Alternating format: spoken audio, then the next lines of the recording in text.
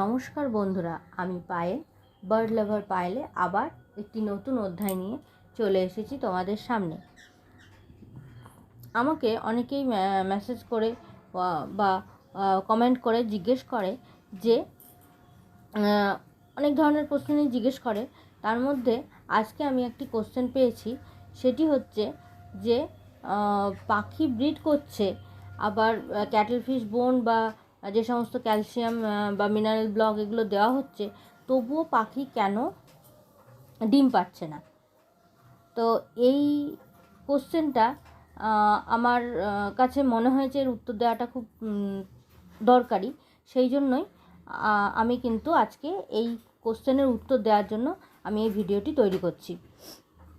যিনি আমাকে এই কমেন্টটি করেছেন, তার উদ্দেশ্যেই আমার আজকের এই ভিডিওটি। তো এই ভিডিওটি আমি এখন শুরু করছি। তো আমি এইখানে যে ভিডিওটিতে যে কথাগুলি বলবো সেগুলি আশা করি যে আমাকে কোশ্চেনটি করেছেন তার কাজে লাগবে, সেইভাবেই আমি ভিডিওটি তৈরি করছি। তো ভিডিওটি শুরু করা যাক। প্রথমেই আমি বলবো যে বাজরিগার পাখিদের ক্ষেত্রে ব্রিডিং করার কিছুদিনের মধ্যেই কিন্তু তারা ডিম পাড়তে শুরু করে এবং সেটি কিন্তু 5 থেকে 8 দিনের মধ্যে কিন্তু ব্রিডিং করার 15 থেকে 20 দিনের মধ্যে কিন্তু তারা ডিম পাড়তে শুরু করে। এবার আপনার যদি ব্রিডিং মানে পাখির ব্রিডিং করাটা 15 থেকে 20 দিন না হয়ে থাকে, তাহলে কিন্তু আপনাকে 15-20 দিনের জন্য অপেক্ষা করতে হবে। 15-20 দিন পরও যদি সে ডিম না পারে, তখন কিন্তু আমি কিছু কারণ বলছি, সেই কারণগুলো কিন্তু হলেও হতে পারে। আশা করি আমি যে তথ্যগুলো আজকে আপনাদের সামনে তুলে ধরবো সেটাতে আপনাদের কিছুটা হলেও উপকার হবে। প্রথমে আমি যেটা বলবো সেটা হচ্ছে, বাজরিগার পাখিদের যখন ব্রিডিং করার সময় হয়, তখন কিন্তু তাদের যে ব্রিডিং করার যে তাপমাত্রাটা, সেই তাপমাত্রাটা কিন্তু মানে ঘরেই রাখা হোক বা খামারে রাখা হোক, যেখানেই হোক, তাদের কিন্তু সেই ঘরের তাপমাত্রাটা কিন্তু 25 থেকে 35 ডিগ্রিটা হওয়াটাই আবশ্যক। 25 থেকে 35 ডিগ্রি হলে কিন্তু পাখি যে কোনো সময়েই কিন্তু ডিম পাড়তে পারে। কারণ সেটা বর্ষাকাল হোক, শীতকাল হোক বা গরমকাল হোক, তাদের টেম্পারেচার কিন্তু ঘরের টেম্পারেচারটা কিন্তু 25 থেকে 35 ডিগ্রি হওয়াটা কিন্তু আবশ্যক।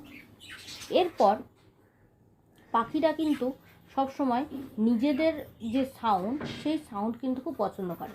সুতরাং তারা কিন্তু বেশিরভাগ সময় কলোনিতে থাকতেই পছন্দ করে। তাছাড়াও যদি পাখিদের সাথে যদি আরও কিছু পাখি রাখা যায়, তারা যে একসাথে যে আওয়াজটা করে সবাই মিলে থাকলে, সেই আওয়াজটা কিন্তু তাদের মানে সুস্থ থাকা বা স্বাভাবিক থাকার একটা লক্ষণ। সেহেতু কিন্তু তারা যে সবসময় তাদের সমগোত্রীয়দের সাথে আছে, সেইটা কিন্তু তাদেরকে ফিল করাতে হবে। তার জন্য কিন্তু তাদের যে সমগোত্রীয়, তাদের সাথে একসাথে রাখতে হবে এবং তাদেরকে একটা স্বাচ্ছন্দ্যময় পরিবেশ দিতে হবে। এরপর হচ্ছে তাদেরকে নিরিবিলি এবং শান্তি, তাদেরকে কোনোভাবে ডিস্টার্ব করা যাবে না। হ্যাঁ, যখন পাখিটা ব্রিডিং করবে, তারপর কিন্তু আস্তে আস্তে ডিম পাড়ার যখন প্রস্তুতি নেবে, তখন কিন্তু আস্তে আস্তে তার পাখিগুলো ঝিমিয়ে যাবে এবং সেই সময় কিন্তু তাদেরকে কোনোভাবে ডিস্টার্ব করা যাবে না, তাদেরকে একটু শান্তিতে থাকতে দিতে হবে। এরপর অনেক সময় হাঁড়ি দেওয়া হলে সেই হাঁড়িটা কিন্তু তাদের পছন্দ হয় না, সেই জন্যও কিন্তু অনেক সময় তারা ডিম পাড়তে চায় না। তাহলে হাঁড়ি কি যেটা পছন্দ হয়েছে কিনা সেটা কি করে বুঝবে? সেটা বুঝতে গেলে দেখতে হবে, পাখিটাকে পর্যবেক্ষণ করতে হবে এবং দেখতে হবে যে পাখিটা বারবার করে এই হাঁড়িতে ঢুকছে, বেরোচ্ছে এবং হাঁড়ির মধ্যে কিছুক্ষণ থাকার চেষ্টা করছে, আবার কখনো মুখ বার করছে। হ্যাঁ, এই রকম করছে মানে তার হাঁড়িটা পছন্দ হয়েছে এবং সে হাঁড়িটা চুজ করে ফেলেছে। এবং সেটা যদি না হয়, একবার দুবার হাঁড়িতে ঢোকার পর থেকে যদি সে আর ওই হাঁড়ির মুখই না হয়, তাহলে কিন্তু সে ওই হাঁড়িটাকে পছন্দ করেনি। সুতরাং হাঁড়ি পছন্দ না হওয়াটাও কিন্তু ডিম না পাড়ার একটা লক্ষণ। এছাড়া অনেক সময় হয় খুব কম বয়স্ক, একদম সবে 6 মাস হয়েছে পাখির বয়স, তখনই তাকে ব্রিডিং করাতে ছেড়ে দেওয়া হয়েছে এবং তাকে হাঁড়ি দিয়ে দেওয়া হয়েছে, তার মানে সে ব্রিডিং করতে আগ্রহী হচ্ছে। হাঁড়ি দেওয়া মানেই কিন্তু পাখিরা ব্রিডিং করতে আগ্রহী হবে, কিন্তু হাঁড়ি না দিলে কিন্তু হ্যাঁ, পাখিরা ব্রিডিং করতেও পারে, সেটা যদিও বা স্বাভাবিকভাবে হয়, তবেও কিন্তু হাঁড়ির জন্য কিন্তু, হাঁড়ি না থাকার জন্য কিন্তু তারা ব্রিডিংটা মানে করলেও ডিম পাড়তে পারবে না। সুতরাং তারা সেইভাবে ব্রিডিংটা করবে, যদিও বা তারা ব্রিডিং করে তো, আর না হলে কিন্তু সেইভাবে তারা ব্রিডিং করে না। এবার হাঁড়ি দিয়ে দেওয়া হয়েছে, সেটা হাঁড়িটা তার পছন্দ হয়নি, তাহলে কিন্তু সে কখনোই ডিম পারবে না। আবার খুব কম বয়স্ক, যেটা বললাম 6 মাসের বাচ্চা, তাকে ব্রিডিং করতে দিয়ে দেওয়া হয়েছে, তার ফলে কী হবে, তাদের কিন্তু ব্রিডিং করবে, কিন্তু ডিম পাড়তে একটু অসুবিধা হবে। আর যদি ডিম পেড়েও ফেলে তাহলে কিন্তু তাদের ডিমটা নষ্ট হয়ে যাবে, না হলে কিন্তু ডিমটা ভেতরেই নষ্ট হয়ে যাবে, নাহলে ডিমটা সে নিজেই ভেঙে, ডিম পাড়ার পর নিজেই ভেঙে খেয়ে ফেলবে, এরকম সমস্যা হবে। বা খুবই বেশি বয়স্ক, বা হয়তো পাখির বয়স 8 বছর 10 বছর হয়ে গেছে, তখন সেই বয়স্ক পাখিকে ব্রিডিং করতে দেওয়া হয়েছে, তাহলে কিন্তু সে ব্রিডিং করবে কিন্তু ডিম পারবে না।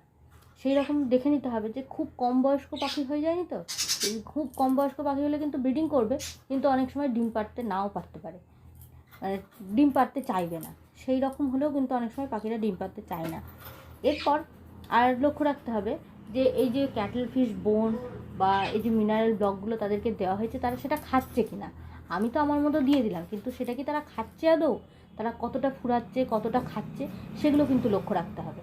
তবেই কিন্তু বোঝা যাবে যে না, সেটা তারা খাচ্ছে এবং তাদের শরীরে যাচ্ছে।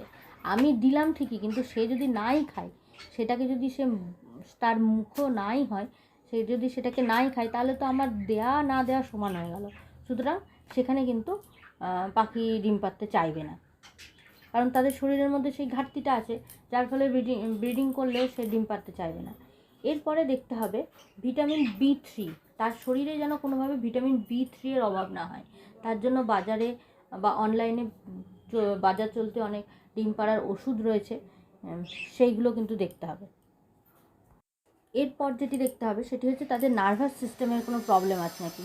তাদের যদি কোনো নার্ভাস সিস্টেমের প্রবলেম থেকে থাকে, তাহলে কিন্তু তাদেরকে নিয়ে কোনো ভেটের কাছে যেতে হবে, যেখানে তারা ভেট ডাক্তার যেগুলো আছে তাদের কাছে যেতে হবে এই পাখির সমস্যা নিয়ে। সেটাও কিন্তু চেক করে নিতে হবে যে তাদের কোনো নার্ভাস সিস্টেমের প্রবলেম আছে কিনা, তাহলেও কিন্তু অনেক সময় মিটিং করার পরও কিন্তু তারা ডিম পাড়তে চায় না।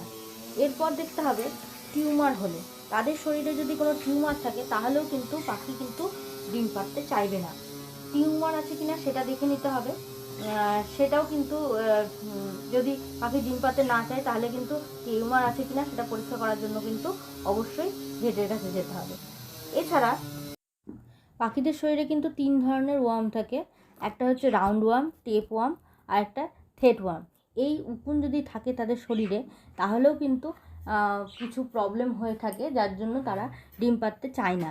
হ্যাঁ, সেই জন্য কিন্তু ডিওয়ার্মিং বলে এক ধরনের প্রসেস থাকে, সেটা কিন্তু বছরে 2 বার করাতে হয়। হ্যাঁ, সেইটা কিন্তু করিয়ে নিতে হবে। যদি তাদের ডিম পাড়ার সমস্যা হয়, এই প্রবলেমগুলো কিন্তু তাদের ডিম পাড়ার সমস্যার জন্য দায়ী, ডিম না পাড়ার সমস্যার জন্য দায়ী। তাই এই পয়েন্টগুলো একটু দেখে নিতে হবে। আর একটা হয় জেনেটিক পয়েন্ট, হয়তো দোকানদারের কাছ থেকে পাখিটা কেনা হয়েছে, কিন্তু দোকানদার বলে দেয়নি যে তার মধ্যে জেনেটিক প্রবলেম আছে, সে কখনো ডিম পাড়তে পারবে না। সেরকম কোনো জেনেটিক প্রবলেম থাকলেও সেই প্রবলেমটাকে সলভ করে নিতে হবে, আর না হলে দোকানদারের কাছ থেকে সেই পাখিগুলোকে এক্সচেঞ্জ করে নিতে হবে, কারণ তাদের হয়তো জেনেটিক প্রবলেম আছে, যার জন্য ডিম পাচ্ছে না। কিভাবে এরপর পাখি যদি কোনো কারণে ভয় পায়, বা বাড়িতে বা যেখানে খামারে রাখা হচ্ছে সেখানে যদি ইঁদুর, টিকটিকি বা সাপ বা আরশোলা এইসবের উপদ্রব থাকে, তাহলে কিন্তু পাখি ডিম পাড়তে চাইবে না। সেই সমস্ত যতটা ভালো লাগে অসুবিধা আছে কিনা সেটাও কিন্তু দেখে নিতে হবে। তারা যদি নিজেরাই স্নান করে, এছাড়া নিজেদের সর্বশেষ তাহলে তারা নিজেরা সেটি হচ্ছে ই-সেল বলে একটি, এই স্নান করা নিয়েই আমি ভিডিওটি তৈরি করব। ই-সেল বলে কিভাবে পাখিদের ওষুধ রয়েছে, স্নান করাতে হয়। সেই ওষুধটি যদি 2 স্নানে লিটার অনেক জলে সময় অনেক পাখি ইন্টারেস্ট দেখায় না, তাদেরকে ইন্টারেস্ট এবং সেটি যদি দেখানোর জন্য তাদেরকে কিভাবে স্নান তাহলে করাবে, কিন্তু আর সেই পদ্ধতি পাখিরা আমি দেখাবো। অবশ্যই ডিম পারবে। যে সমস্ত যেহেতু পাখিরা ডিম পারছে না, প্রচুর জলে কিন্তু স্নান করতে পারে না, তাই জন্য তাদের জন্য এই বিভিন্ন ওষুধটা রকম কিন্তু খুব পাওয়ারফুল। অনলাইনেও এইটার বিভিন্ন জন্য রকম কিন্তু এই ওষুধটা 15 ঝর্ণা থেকে 20 টাইপের দিনের একটা কোর্স, জিনিস সেই পাওয়া যায়, কোর্সটা কিন্তু যেটির অবশ্যই করাতে মাধ্যমে হবে ব্যাটারি চালিত এবং যেটি হয় 2 মাস সেটির কিন্তু ওয়েট মাধ্যমে করতে হবে। পাখিদের স্নান করানো যায়। তারপরেও কিন্তু যদি তারা সেটি ডিম কিন্তু না পারে কেবলমাত্র তাহলে কিন্তু ট্রেনিং তাদের পাখিদের এই ক্ষেত্রেই ধরনের সম্ভব, টিউমার কারণ বা সব নার্ভাস পাখিরা সিস্টেম কিন্তু বা উকুনের ওইভাবে সমস্যা, স্নান করতে অভ্যস্ত না, এবং সব পাখিরা এই ওইভাবে রকম বা স্নান জেনেটিক কোনো করতে চায় প্রবলেম না। যার জন্য তার ডিম ফলে পাচ্ছে না, সেই রকম কোনো সমস্যার শিকার হতে পারে। আমাদেরকে সেই ক্ষেত্রে কিন্তু এমন কিছু পাখিকে পদ্ধতি বার অবশ্যই করতে হবে যাতে তারা খুব সহজেই স্নান ভেটের কাছে করতে নিয়ে পারে। গিয়ে দেখাতে হবে। তো এখন কাছাকাছি আমরা কোনো স্বাস্থ্যকেন্দ্রে সেইটি নিয়ে নিয়েই গিয়ে আলোচনা তাদেরকে করব। দেখিয়ে নিতে হবে। তো এই আমরা ইসেল প্রথমেই খাওয়ানোর বলবো পরও যদি তাদের ডিমটা না পারে তাহলে কিন্তু এই সমস্ত সমস্যা হতে পারে। তো সেই হিসাবে আমি আজকে যে কথাগুলো বললাম সেই কারণগুলোর জন্য কিন্তু পাখি ডিম পারবে না। আর ডিম যদি না পারে তার জন্য ইসেল খাওয়ানোর কথা বললাম। ইসেল যদি তাতেও যদি ইসেল খেলে তো অবশ্যই হবে, কারণ এটা খুব পাওয়ারফুল ওষুধ, এটা খেলে অবশ্যই হবে, ডিম পারবে। কিন্তু তাতেও যদি না হয় তাহলে কিন্তু অবশ্যই অন্য কোনো প্রবলেম আছে, যার জন্য ডাক্তারের পরামর্শ নেওয়াটা দরকার বলে আমি মনে করছি। আর তাছাড়া কিন্তু পাখিদের ডিম পাড়ার জন্য অনেকেই সফট ফুড দেয় না, শুধু দানা শস্যের ওপর ছেড়ে দেয়। তা কিন্তু করলে হবে না। সফট ফুড বা এবং এগ সেল, যদি বাড়িতে ডিম খাওয়া হয়ে থাকে তাহলে সেই এগ সেলটাকে গুঁড়ো করে পেস্ট করে সেটাকে দিতে হবে। তারপরে এছাড়াও সফট ফুডের মধ্যে বিভিন্ন জিনিস দেওয়া যেতে পারে, ভাত দেওয়া যেতে পারে, তারপরে গম ভিজিয়ে দেওয়া যেতে পারে, এইগুলো কিন্তু অবশ্যই দিতে হবে। সফট ফুড কিন্তু খাবারের সঙ্গে অবশ্যই রাখতে হবে। শুধু দানা শস্যের ওপর বা অন্য কোনো ওষুধের ওপর কিন্তু ভরসা করে রাখলে হবে না, সফট ফুডও দিতে হবে যাতে, বা শাকসবজি, যে সমস্ত শাকসবজি তারা খায় সেই সমস্ত শাকসবজি দিতে হবে যাতে তাদের কোনো, আপনার দিক থেকে যেন কোনো ত্রুটি না থাকে পাখির ডিম পাড়ার ক্ষেত্রে।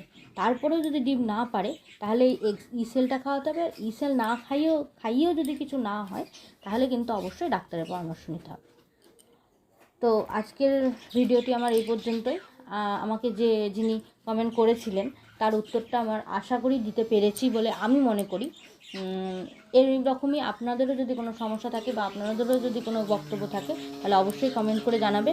আর আমার ভিডিওটি ভালো লাগলে অবশ্যই লাইক করবেন, শেয়ার করবেন এবং কমেন্ট করবেন। এবং যারা আমার ভিডিওটি নতুন দেখছে তারা কিন্তু অবশ্যই আমার চ্যানেলটিকে সাবস্ক্রাইব করবে। ধন্যবাদ।